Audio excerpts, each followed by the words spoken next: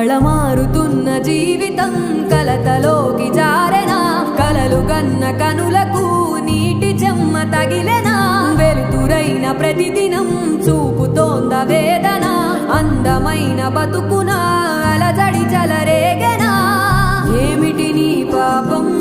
ఏమిటి నీ నేరం చీకటి ముసిరిందే చిటికల్లోనా తీరదు నీ శోకం మారదు ఈ లోకం